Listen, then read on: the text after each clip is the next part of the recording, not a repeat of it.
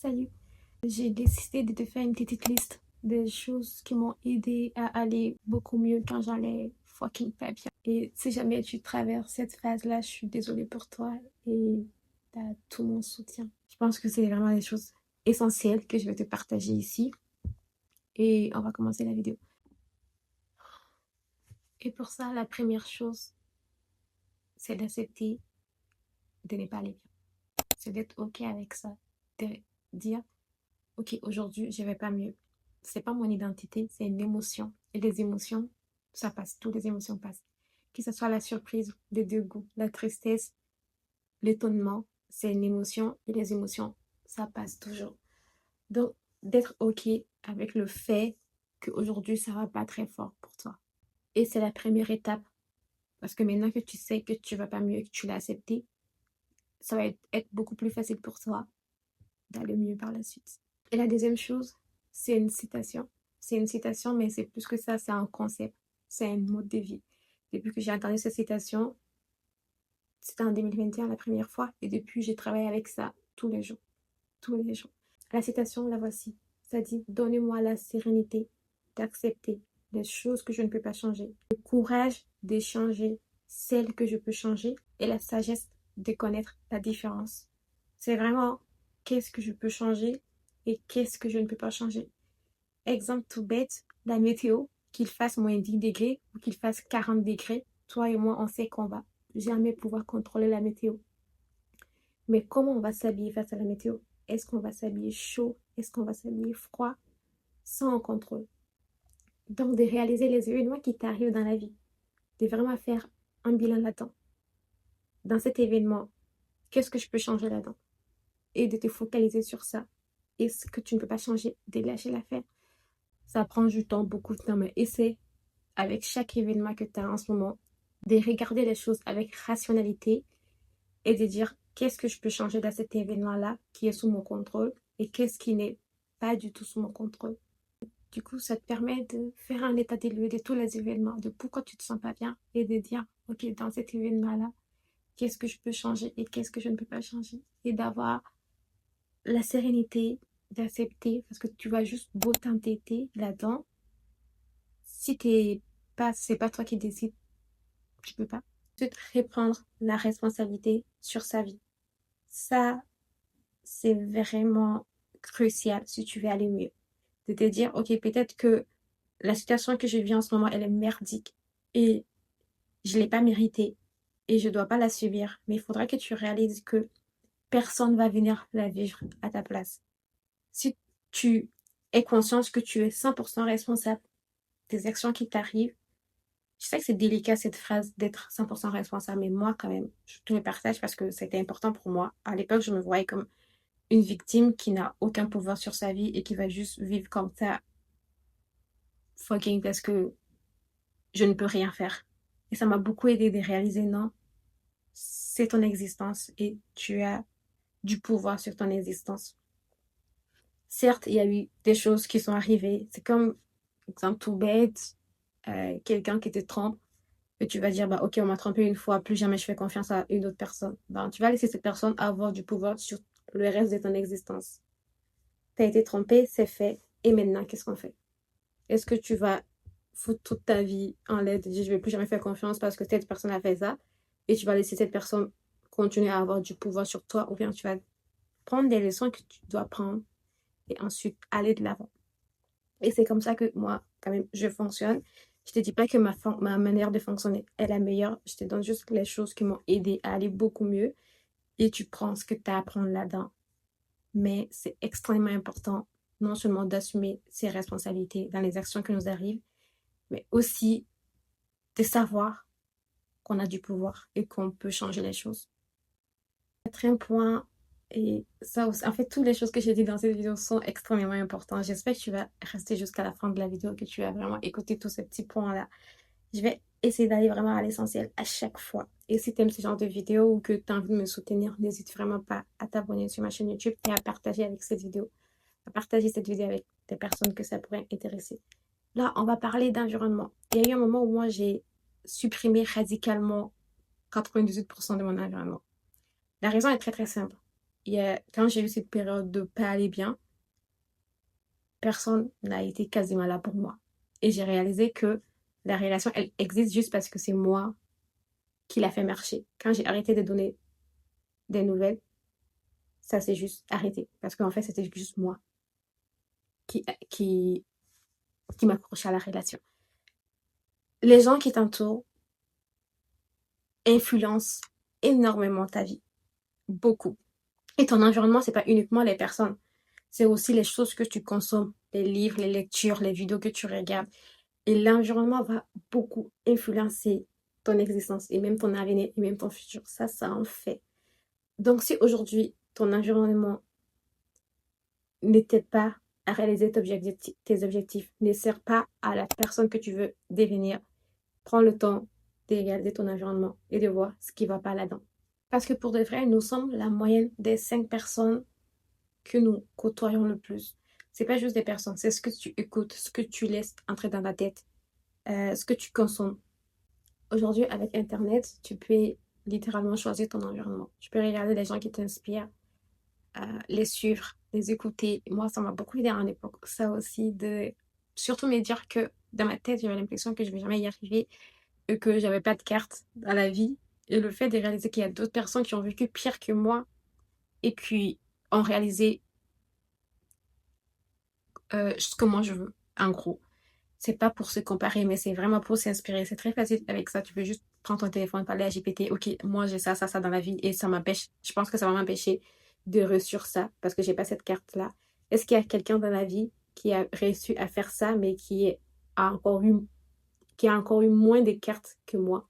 L'idée, c'est de se voir, est-ce qu'il y a aussi quelqu'un qui a encore, lui aussi un handicap encore plus grand que la tienne, mais qui a réussi à faire ce que tu veux faire. Et je suis sûre qu'il y en a. Je suis sûre, je me mettrai ma main à feu, qu'il y a quelqu'un qui a réalisé des choses que tu veux réaliser et tu penses que tu en es incapable parce qu'il y a des choses que toi, tu n'as pas.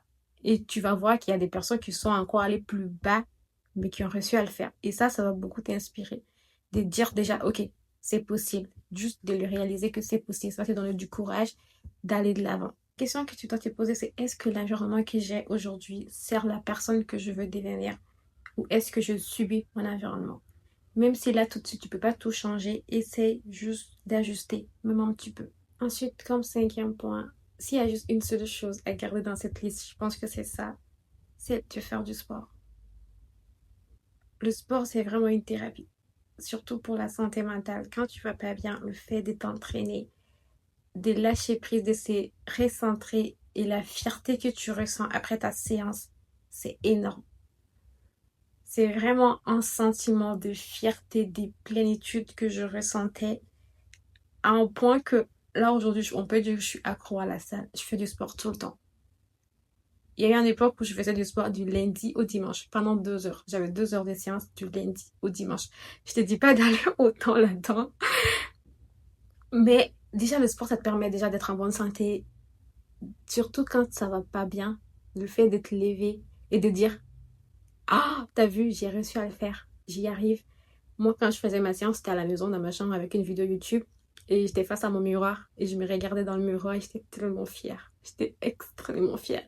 Ces sentiments de fierté que je ressentais et de discipline aussi, parce que j'y arrive. Je le fais tous les soirs. J'étais trop contente. Et de me voir évoluer là-dedans, c'était vraiment fou.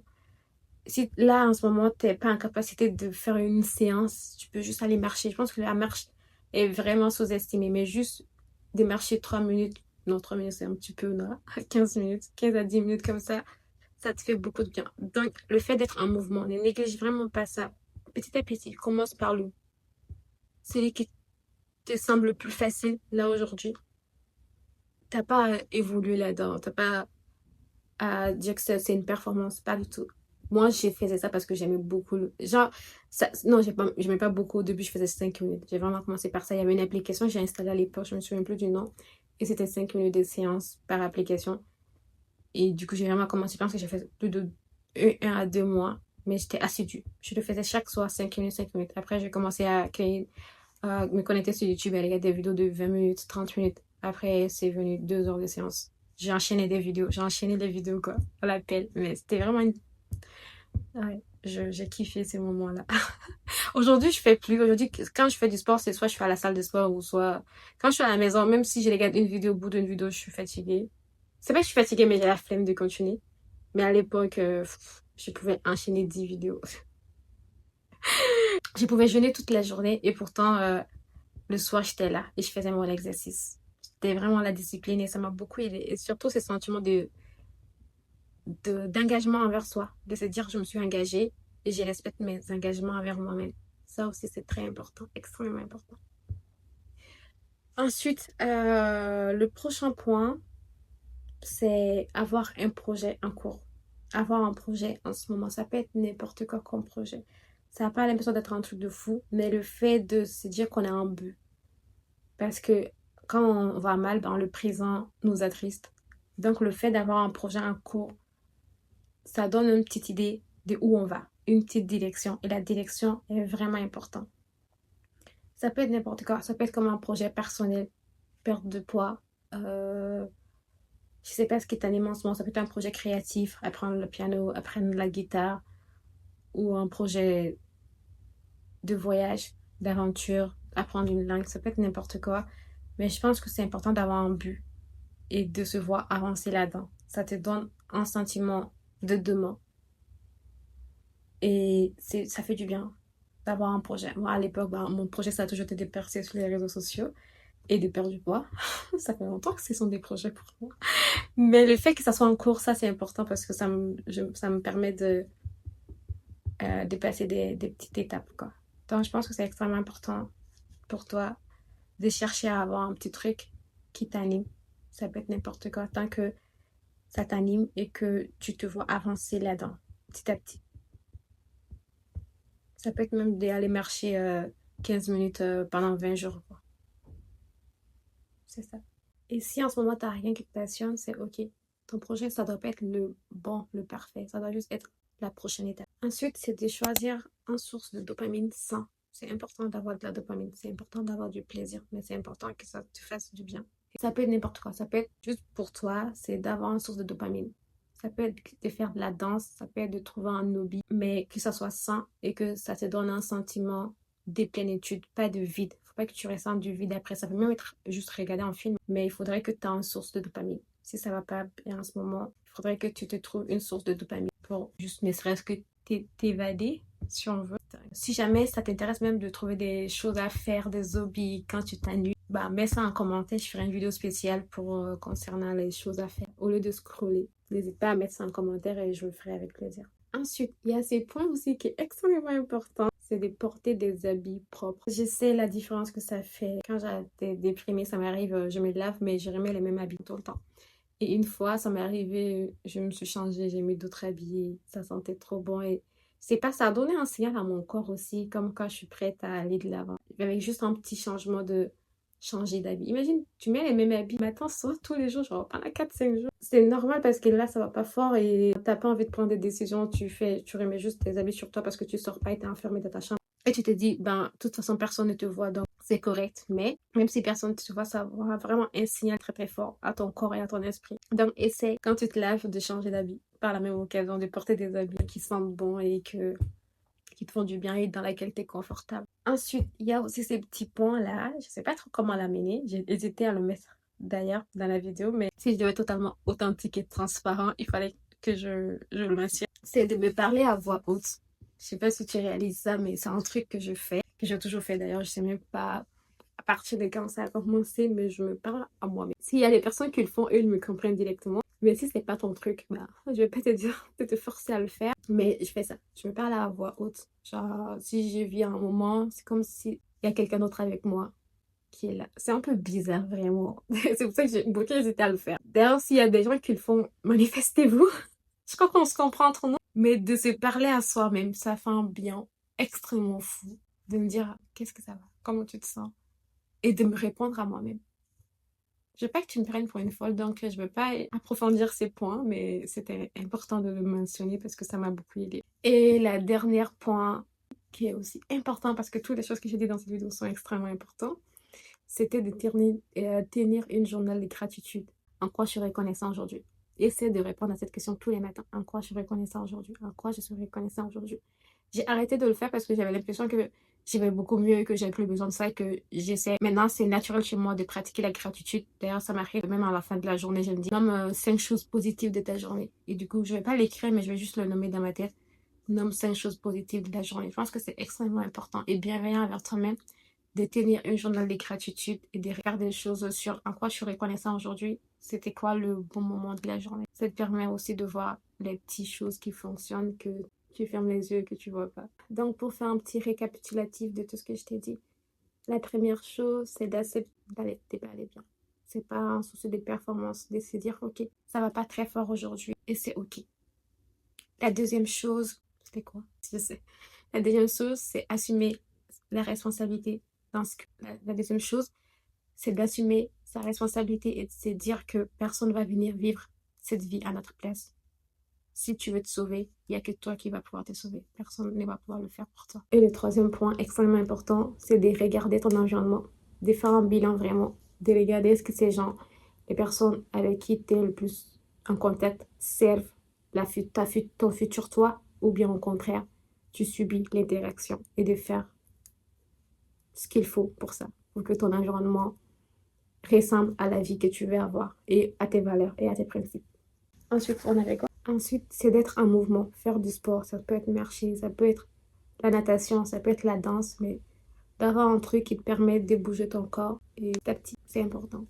Et ensuite, c'était d'avoir un projet en cours, avoir un projet en ce moment qui te permet d'avancer et qui te permet d'avoir un but, une direction. Ensuite, c'était de chercher en dopamine, mais en dopamine sans faire un choix de dopamine. Parce que c'est important d'avoir de la dopamine, mais un dopamine qui va te faire du bien. Pas que tu te sens vidé après l'avoir consommé. Et après, c'est de porter des habits qui sentent bon, qui sont propres sur toi pour donner un signal à ton corps. Ensuite, le fait de se parler à voix haute, comme si on était notre meilleur ami ou même un parent. Et après, tenir un journal de gratitude. Donc, dis-moi, c'est quoi ta préférée parmi ces points? Si tu as d'autres points que tu aurais voulu voir dans cette vidéo, qui t'a fait du bien, n'hésite pas à nous le partager. Et sinon, si tu as envie de me soutenir, n'hésite pas à laisser un petit like et à t'abonner à ma chaîne YouTube, ça me ferait beaucoup plaisir.